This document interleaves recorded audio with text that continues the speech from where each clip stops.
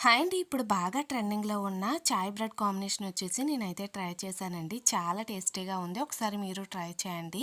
ప్యాన్‌లోకి కొంచెం పాలనైతే వేసుకొని, అందులో ఒక 2 స్పూన్ల వరకు మిల్క్ పౌడర్‌ని వేసుకొని కలిపేసుకోండి. ఇలా కలుపుకున్న దాంట్లోకి ఒక స్పూన్ వరకు నిమ్మరసాన్ని వేసి పాలు మొత్తం విరిగేంత వరకు ఇలా విరగ్గొట్టేసుకొని, దగ్గరికి అయ్యేంత వరకు ఉడికించుకోండి. ఇందులోనే ఒక 2 స్పూన్ల వరకు పంచదార వేసి మొత్తం కరిగించి, ఇలా దగ్గరికి అయ్యాక స్టవ్ అయితే ఆఫ్ చేసి పక్కన పెట్టుకోండి. ఇప్పుడు చాయ్ కోసం వచ్చేసి పాలలోకి కొంచెం టీ పొడి, తగినంత పంచదార, అలాగే దంచి పెట్టుకున్న అల్లాన్ని వేసి బాగా మరిగించుకొని స్టవ్ ఆఫ్ చేసుకోండి. ముందుగా విరిగిన పాలని ఇలా మిక్సీ జార్లో వేసుకొని దీన్ని మెత్తగా పేస్ట్ లాగా అయితే చేసేసుకోవాలి.